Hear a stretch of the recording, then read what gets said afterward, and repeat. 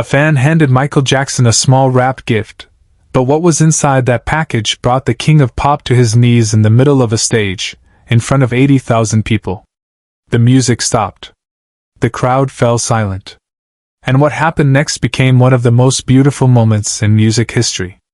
It was July 16, 1988. Wembley Stadium, London. The night that would change how the world saw Michael Jackson forever. But before we get to that moment that left thousands crying, let me take you back to how it all began. The Bad World Tour was at its peak. Michael Jackson was performing for sold-out stadiums across the globe, each show a carefully choreographed spectacle of lights, music, and pure magic. This particular night at Wembley was special. It was being filmed for posterity, capturing the king of pop at the height of his powers. Among the 80,000 fans packed into Wembley Stadium was 8-year-old Emma Thompson.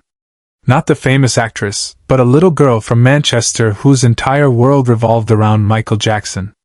Emma had been battling leukemia for 2 years, spending more time in hospital beds than playgrounds. Her bedroom walls were covered with Michael Jackson posters, and during her worst days, when chemotherapy left her weak and scared, she would listen to Heal the World and imagine dancing with her idol. Emma's parents, Sarah and David, had saved every penny for months to afford the Wembley tickets. They knew this might be their daughter's last chance to see her hero perform. The doctors had been honest. Emma's condition was worsening, and the treatments were becoming less effective. But tonight, none of that mattered. Tonight, Emma was just a little girl at her first concert. The show began with Michael's iconic entrance emerging from beneath the stage as the opening notes of "Wanna Be Startin' Something" thundered through the stadium. The crowd erupted. Emma stood on her chair, wearing a miniature version of Michael's signature fedora hat that her mother had bought her, tears of joy streaming down her face as her hero appeared. But what no one in that stadium knew was that Emma had brought something with her. Something that would soon stop Michael Jackson in his tracks. For weeks before the concert, Emma had been working on a special project during her hospital stays. Between chemotherapy sessions, she had been writing a letter to Michael Jackson. Not just any letter, a deeply personal message about how his music had given her strength during her darkest moments. How Heal the World played in her headphones during painful treatments. How she dreamed of dancing with him when the medicine made her too weak to stand. But Emma had done something more. She had asked every child in the cancer ward to sign the letter. 23 brave little souls, all fighting their own battles, had added their names and messages. Some could barely hold a pen. Others had their parents help them write. Each signature represented a story of courage, of hope, of finding light in the darkest of places. Emma's mother had carefully wrapped the letter in a small box, along with a friendship bracelet Emma had made from colorful threads the same colors as the rainbow on Michael's Heal the World single cover. As the concert progressed through hit after hit, Emma clutched that small wrapped gift, waiting for her moment. During Human Nature, she somehow managed to work her way closer to the stage, her parents following anxiously behind. The security guards, seeing this small, obviously ill child with her fedora hat, let her approach the barrier. The show continued with its spectacular choreography. Michael moved like liquid silk across the stage, his voice soaring through Smooth Criminal and Billie Jean. The audience was in ecstasy, completely mesmerized by the performance unfolding before them. Then came Heal the World.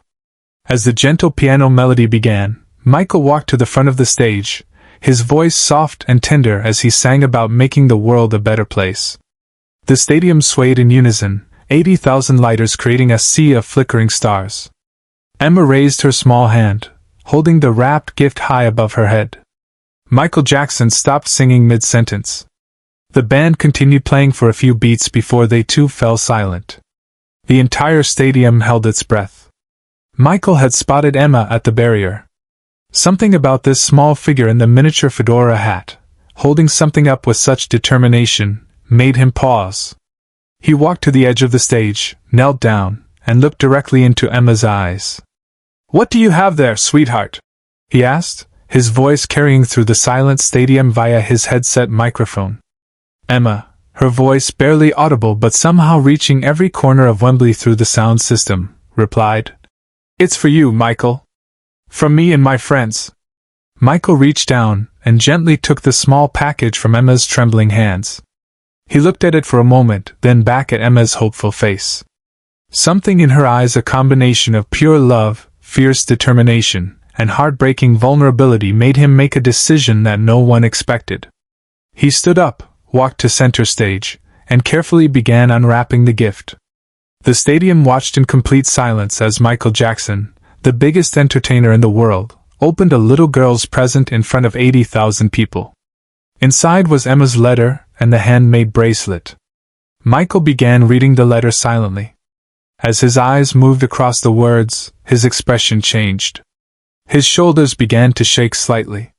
He looked up at Emma, then back at the letter, then up at the thousands of faces watching him. And then something happened that no one who was there will ever forget. Michael Jackson began to cry. Not just a single tear, but genuine, overwhelming emotion. He read aloud, "Dear Michael, your music makes the hurt go away. When I'm scared in the hospital, I listen to Heal the World and imagine you're singing just for me.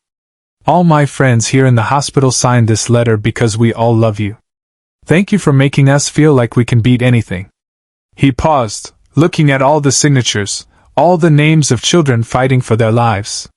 His voice cracked as he continued reading the names aloud. Emma, age 8. Tommy, age 6. Sarah, age 10. Marcus, age 7. 23 names.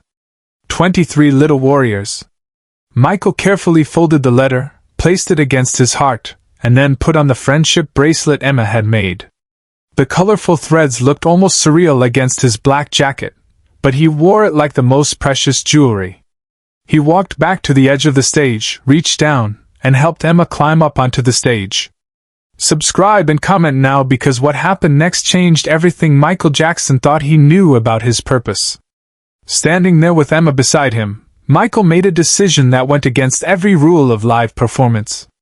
He sat down on the stage, cross-legged, and invited Emma to sit with him. This wasn't a choreographed moment. This wasn't planned. This was pure, unrehearsed humanity. "Would you like to sing with me, Emma?" he asked. Emma nodded, though she could barely speak through her tears of joy. Michael began singing, "Heal the World," again, but this time it was different. Softer. More intimate. Like a lullaby. Emma's small voice joined his, shaky but determined. And then something magical happened. The entire stadium began singing along. 80,000 voices united in harmony, all singing for this brave little girl and her friends who couldn't be there. The sound was overwhelming, emotional, transcendent. Camera crews captured it all, but what they couldn't capture was the energy in that stadium.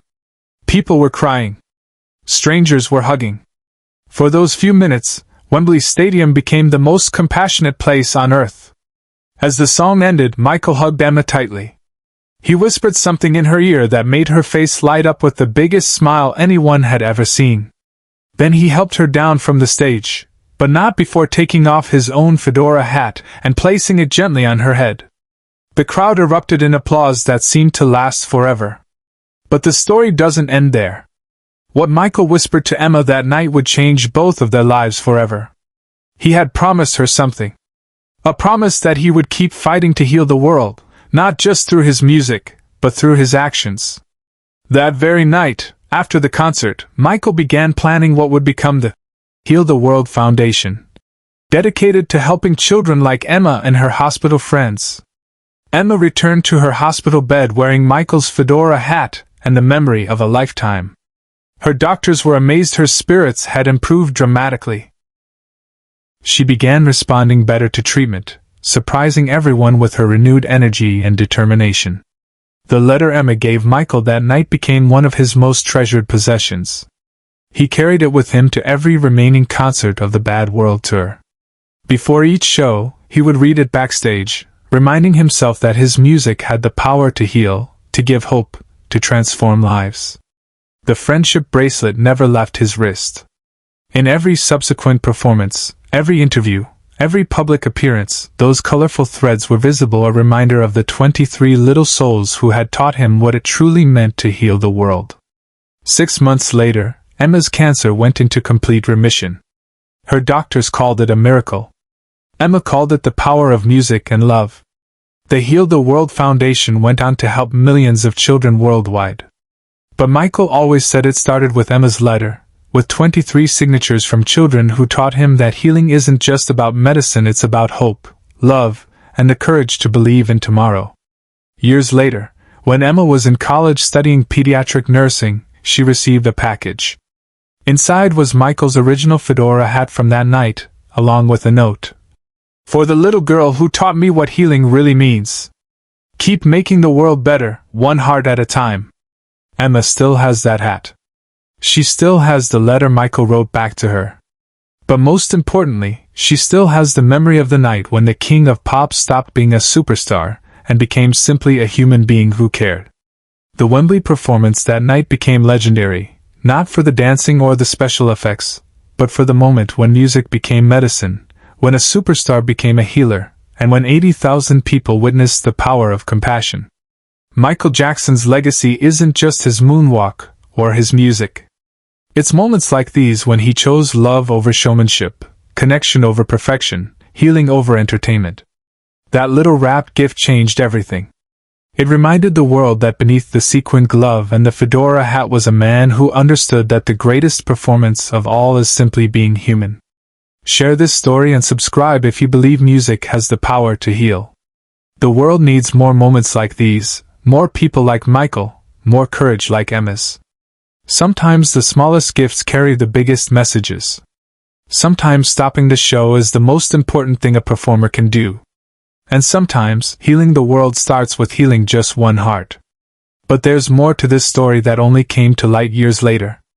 In 2009, just months before Michael's passing, Emma, now a pediatric nurse herself, received an unexpected phone call. It was from Michael's personal assistant. Michael wanted to see her. They met at Michael's Neverland Ranch, and what Emma discovered there left her speechless.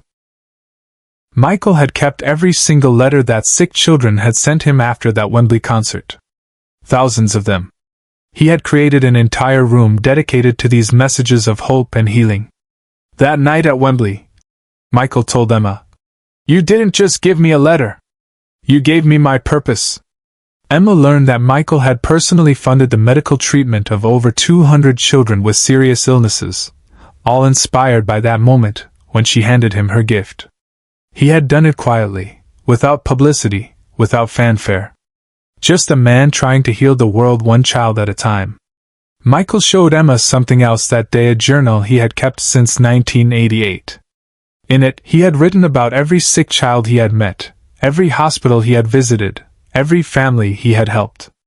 The journal was filled with names, faces, stories of courage that had inspired him to keep going even during his darkest moments. "You know what I realized that night at Wembley?" Michael asked Emma as they walked through his garden. "I realized that I wasn't just entertaining people. I was carrying their hope. Every song, every performance, every moment on stage, I was holding someone's dream, someone's wish to feel better, to find strength." Emma noticed that Michael still wore friendship bracelets on his wrist, dozens of them now, each one from a different child he had met over the years. The original bracelet she had made was still there, faded but intact, surrounded by a rainbow of others. "I want to show you something," Michael said, leading Emma to a special garden he had created. It was filled with 23 trees, one for each child who had signed that original letter. Each tree had a small plaque with a name and the words, "Healed and healing others. 17 of your hospital friends are alive and thriving today," Michael told Emma.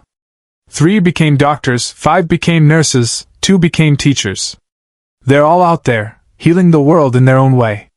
That letter you wrote, it started a chain reaction that's still going. Emma began crying as she realized the full impact of what had started with a simple gift from an 8-year-old girl. Michael's final gift to Emma that day was a recording, the original audio from that Wembley concert, but with something extra. After the official recording ended, there were several more minutes of audio. Michael singing, "Heal the World," one more time, just for Emma, as the crew packed up the stage. It was just his voice, raw and unprocessed, singing the words that had become his mission statement. "Keep this," he told her. "And remember, every time someone chooses love over indifference, hope over despair, healing over hurting, that's the gift working. That's what you started." 3 months later, Michael Jackson was gone. But Emma understood then that his legacy wasn't just the music or the moonwalk. It was the understanding that sometimes the most important thing a person can do is simply stop what they're doing and pay attention to someone who needs to be seen. At Michael's memorial service, Emma placed a small wrapped gift on his casket. Inside was a letter signed by her pediatric nursing team and all the children in their ward. 23 signatures, just like before. The circle complete.